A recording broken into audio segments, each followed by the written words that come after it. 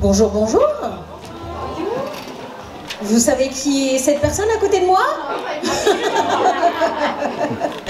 Je pense que vous le savez tous, hein, et toutes, évidemment. C'est bien Pierre Marteau, notre parrain du Festival des Courbes.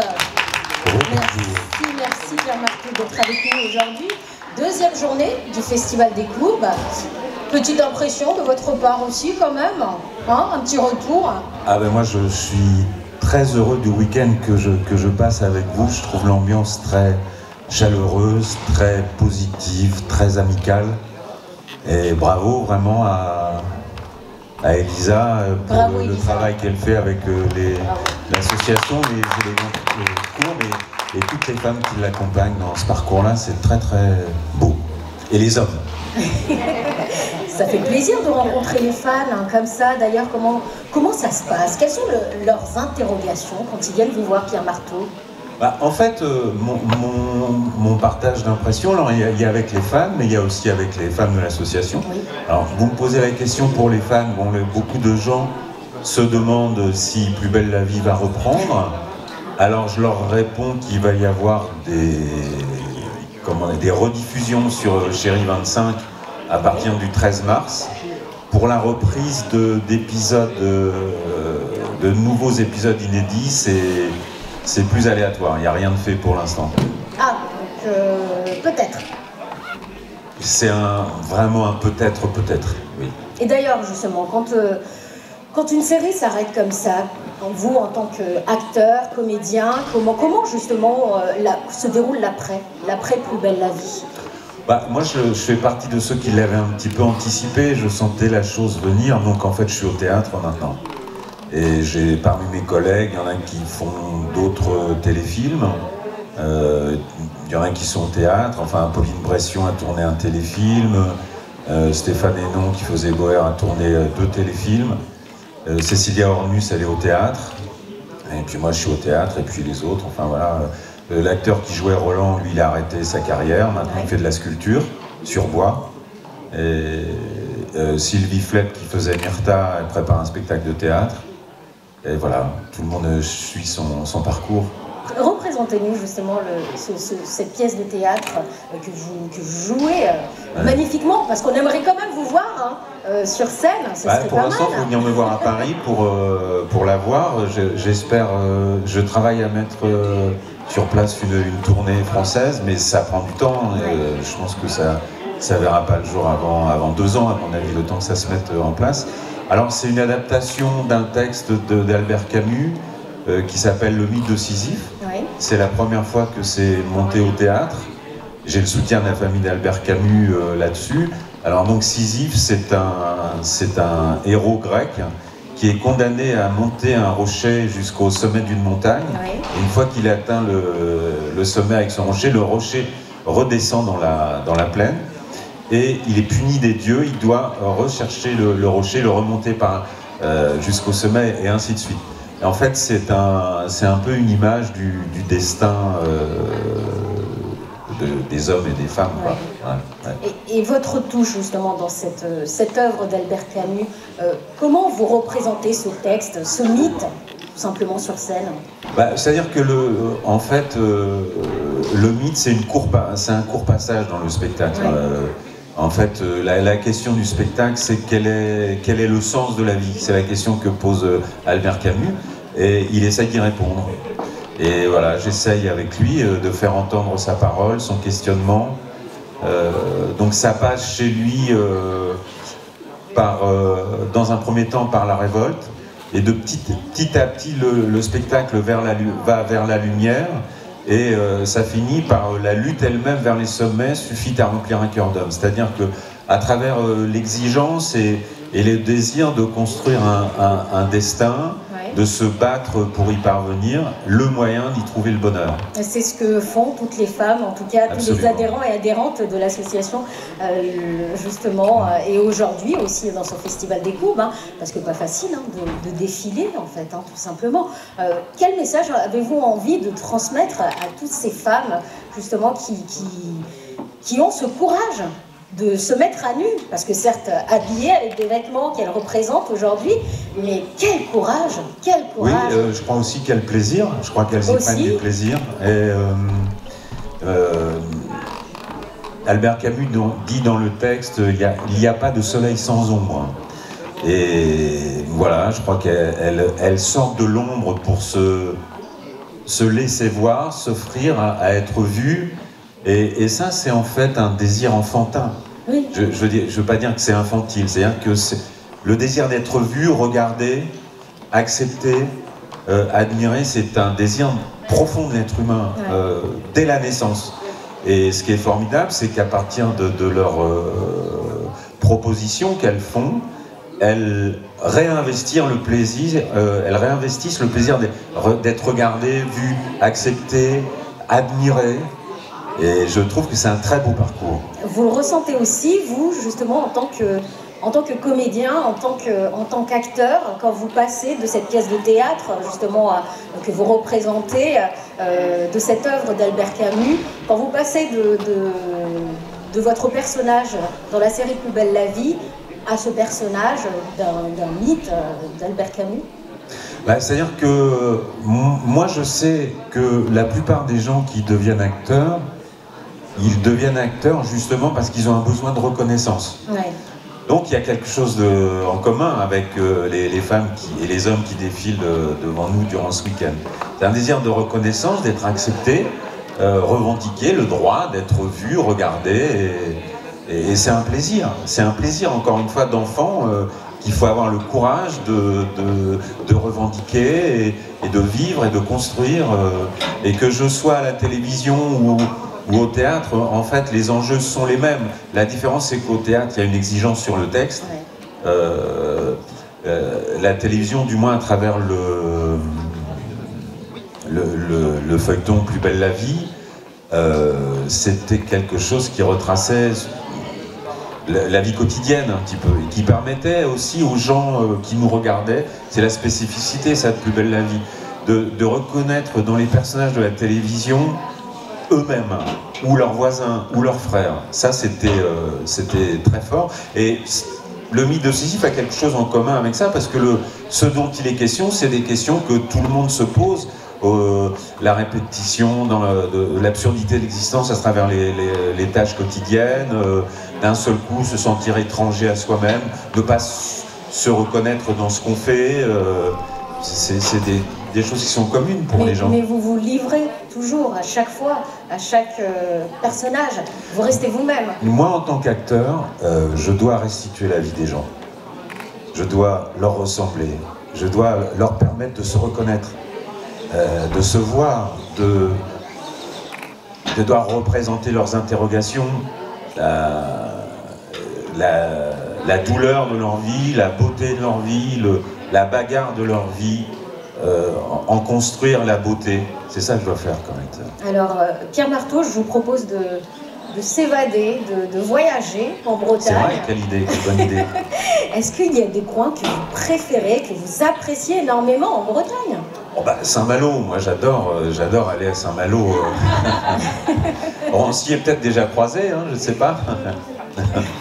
Et oui, j'adore aller à Saint-Malo, les promenades sur la plage de Saint-Malo, quand on a des enfants, et puis après quand ils ont grandi, le faire tout seul, courir sur la plage de Saint-Malo, traverser le Bé là, pour aller sur l'île où il y a la tombe de Châteaubriand à marée basse. Ça, c'est génial. Et puis les oiseaux, des centaines d'oiseaux qui sont sur les rochers à marée basse, c'est magnifique. Ouais, c'est magnifique. Qu'est-ce que vous allez mettre dans votre valise en partant d'ici, en partant justement de Bru? Beaucoup de reconnaissance, parce que ce qu'il faut que ces femmes qui défilent devant nous comprennent, c'est que le parcours qu'elles font pour s'épanouir, à se laisser voir ou à se montrer, cet épanouissement, nous qui les regardons, on le ressent, sans voyeurisme aucun. C'est un partage d'humanité pure. Donc je repars. Ouais, je repars. Ah bah oui, ça on en a besoin. Je dis des femmes parce qu'elles sont plus nombreuses, mais je vois un monsieur qui me regarde. Pour les messieurs, c'est le même sentiment. C'est exactement le même sentiment de voir les hommes ou les femmes, c'est-à-dire le parcours que c'est. Et c'est vrai que je pense aux mannequins qui défilent, qu'on a choisi comme mannequins parce qu'elles ont comme ça les canons majoritaires de la beauté. Et elles me paraissent beaucoup moins heureuses que les femmes que je vois défiler ici. Parce qu'elles sont souvent réduites, ce sont des planches à vêtements. Alors eux, le plaisir même d'être regardées leur est confisqué. Elles ne peuvent pas le manifester. Ça leur est confisqué. C'est-à-dire que, alors, soit on a les canons officiels de la beauté et on n'a pas le droit d'en profiter, ou soit on est dans une autre beauté et là on a le droit d'en profiter, mais par contre on n'est pas reconnu comme professionnel. C'est compliqué d'être une femme, hein.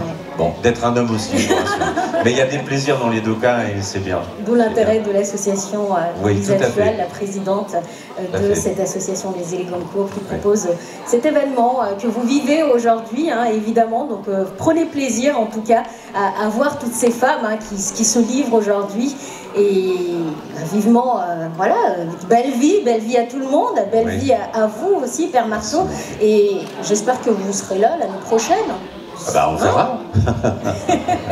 Merci Pierre Marteau. Merci. Je vais vous présenter deux femmes qui vont pas tarder à arriver. Merci à vous Pierre Marteau. Je vous laisse à la dédicace. On en a parlé j'en ai parlé avec elles et je trouve que leur association est très importante. Donc c'est bien que vous les accueilliez. L'association Pensez les mots, voilà, que nous allons évidemment présenter ici. Merci Pierre Marteau. Je vous en prie, merci à vous. Le parrain du Festival des Courbes. Merci à vous. Mesdames, je vous invite à vous poser. Merci à vous. Laura et Ève, qui représentent l'association Pensez les mots. Elles vont évidemment nous présenter cette association. Ève, voici votre micro. Eh bien déjà, je vous laisse vous présenter, hein. C'est la moindre des choses, allez-y, présentez-vous. Et qu'est-ce que vous faites dans cette association Pensez les mots? Quel est votre rôle? Parce qu'hier, nous avons reçu la présidente, Christelle Bravard, de l'association Pensez les mots. Présentez-vous, tout simplement. On va commencer par vous, Laura. Alors, moi, donc, je suis Laura. Donc, déjà, en deux mots, peut-être l'association. Oui. Donc, Pensez les mots est une association qui va faire de la prévention sur les violences sexistes et sexuelles, notamment auprès des jeunes. Donc on va proposer des ateliers à partir de 4 ans, parler du consentement, du corps, et puis aussi aux ados sur la sexualité. Et on va aussi accompagner les femmes sur la reprise de confiance en soi. Ouais. Donc c'est une asso qui a 2 ans, qui est basée à Lacy, donc voilà, sud de Rennes. Et l'idée en fait c'est qu'il existe déjà beaucoup d'associations sur Rennes, dans les grandes villes. Là, c'est de proposer ces ateliers plutôt en campagne, en ruralité. Donc moi, j'ai intégré l'asso. En fait, je suis une collègue de Christelle. D'accord. J'ai suivi le démarrage un petit peu de l'asso. Moi, je suis dans le milieu de la communication, donc je l'ai aidé un petit peu plutôt sur ces aspects-là, créer les réseaux sociaux. Et donc voilà, moi, là en ce moment, on essaie de faire un site internet. Ça va le faire. Voilà. Je suis sûre que vous allez y arriver, évidemment.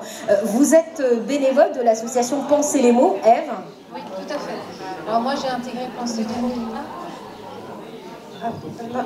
Normalement, si. Peut-être que je parle un peu plus.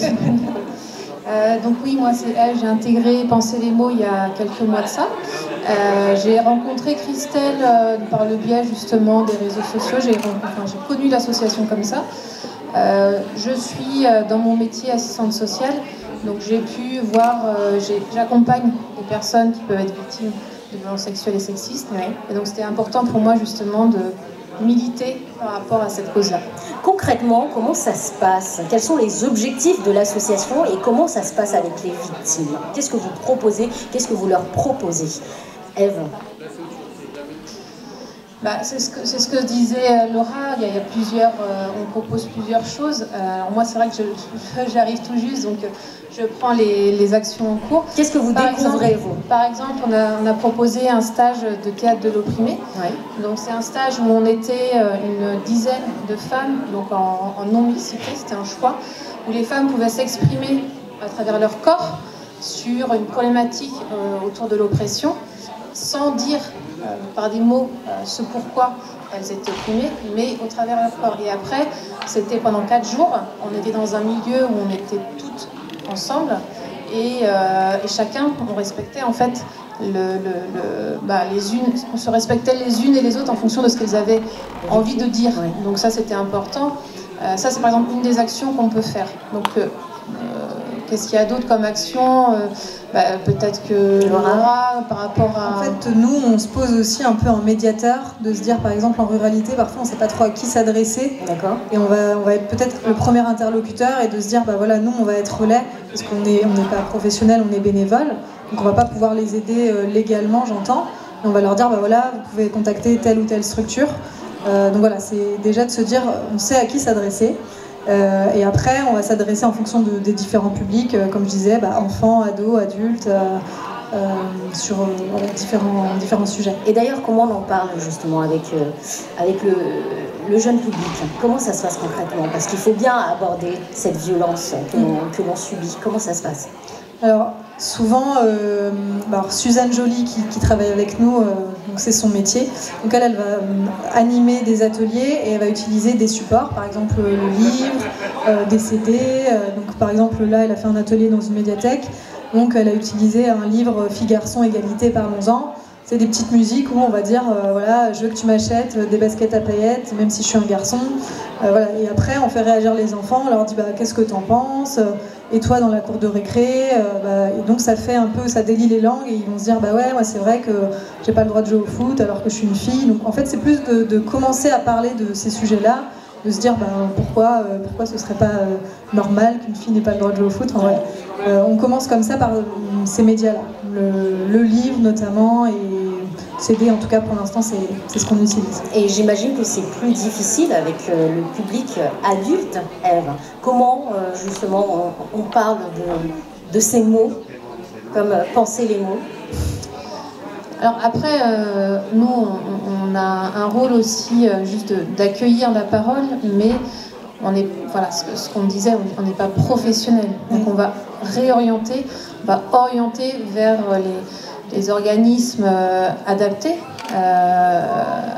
Voilà, c'est vraiment le fait, ne serait-ce que d'avoir une association qui porte ces valeurs-là, de même là, d'avoir quelqu'un qui vient en disant là on échange un petit peu, mais on recueille la parole et on donne, on peut aussi informer peut-être sur les droits en disant voilà, le droit c'est ça, mais après on réoriente vers les psychologues, etc. etc. C'est surtout ça aussi notre rôle, quoi.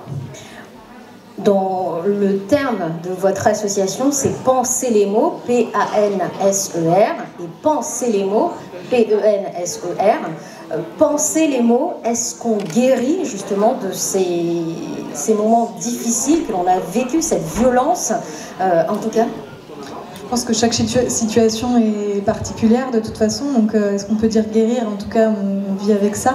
Mais justement, nous, l'objectif, c'est justement d'accompagner ces femmes qui ont vécu ces situations et pour se dire aussi qu'elles ne sont pas toutes seules. Et voilà, c'est le côté sororité en fait qui ressort beaucoup de l'association, de se dire voilà, on est ensemble, on échange, un peu comme aussi le festival d'aujourd'hui en fait, de se dire voilà, en toute bienveillance, on peut s'écouter, s'accompagner, et je pense que ça fait partie du processus.